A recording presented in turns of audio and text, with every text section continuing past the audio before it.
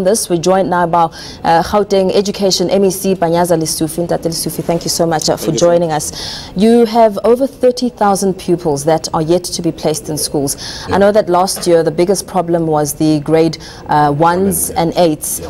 What makes up this larger number this year? Well, it's still the grade 1 and 8s, but the good thing is that of the 7,000 that are not placed, majority of them are people that have applied on time, but they couldn't get their first preference, which simply means that if they wanted school X, you might find that school X is full, then we gave them option of school, say Y or Z, but those parents have not accepted. So we're waiting for them to accept or reject. If they reject, then we've got almost 24,000.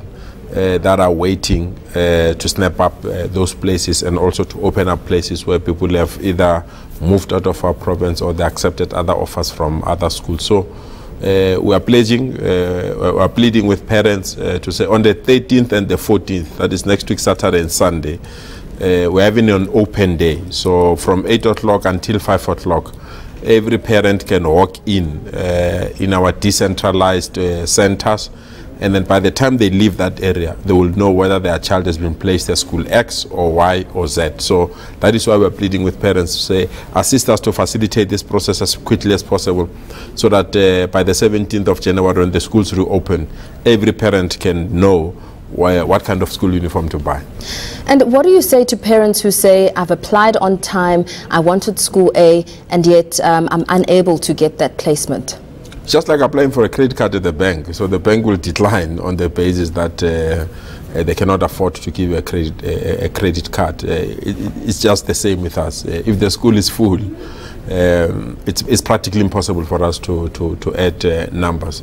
I mean, I know schools like Parktown Boys, Cares, Pretoria, Girls or Boys. Those schools are chock-a-block, you know, so you can't have the entire school consisting of grade 8 only, and other grades must not be there. So we are pleading with parents to honestly accept if the school is full, there's no way that we can accept. I know other parents say, no, the school can't be full because I'm staying next to the school, because the problem is that we're not the only one that is staying next to the school. There are 8,000 other people that are staying next to the school. So we have used our criteria, which is based off whether we have a sibling there, the curriculum is right, the language is right, the distance is right, but most importantly, whether your child will be in a position to get good education in that particular school.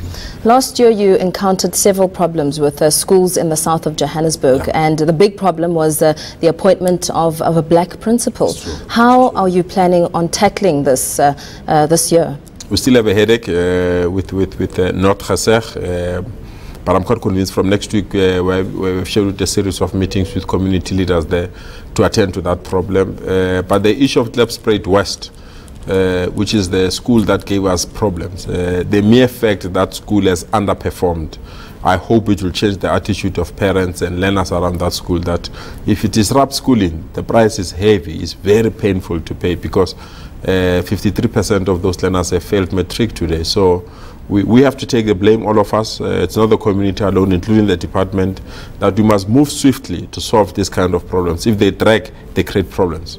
And what is your plan on the underperforming schools in Gauteng? I mean, you spoke about the matric pass rate, saying that there were a number of changes in the system last year, and you're pleased with the outcome. We're quite excited that there's no public school that have performed less than 40%. So all our public schools have performed far above 40%. We only have 7 schools that have performed less than 50%. I mean, 7 schools out of almost 800 schools. It's a major achievement. So what we are saying now is that only 2 schools that we gave support before that have not succeeded. The remaining 5 are new schools. We'll give them support first, and hopefully after we've invested in their development, also in capacity building, we are quite convinced and hopeful that they will be in a position to perform well later this year. And are you confident that you have enough teachers to meet the demands of school? We'll never be satisfied with the number of teachers that we want. You know, Gauteng, we get new numbers every day. So But for purpose of allowing the academic year to start, we've allocated 500 extra new teachers, just to ensure that in each and every class there is a new teacher that can be in a position to teach learners. But let me assure you that we don't have a shortage, but it's not enough. We would prefer to have more educators. It's just that the budget does not allow us to go beyond what we have now. And I've also heard you mention your concern, or perhaps your attention that you want to have on township schools. What is your plan this year on township schools? But to be quite frank, I'm relieved and excited at the same time. I mean, to have almost 200 of your schools in the township to score above 95% metric pass. Yeah. I mean, it's something that you really can't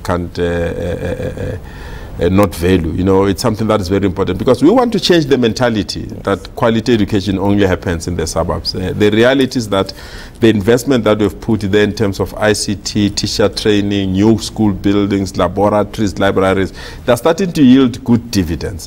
So we are urging parents that don't choose a school on the basis of the school uniform. I know some parents, they don't even know what's a good school or bad school. They just look at the school uniform that look like drum majorettes and say this is a good school, or learners are speaking good English as a good school. So that is why from next year we are introducing what we call school ranking. So each and every school will be ranked, so that people must not be disadvantaged purely because they're in the township. Actually, 80% of our township schools can give you a bachelor pass without paying a single cent. So it's good news, and we'll continue to invest in those township schools. Thank you so much for that.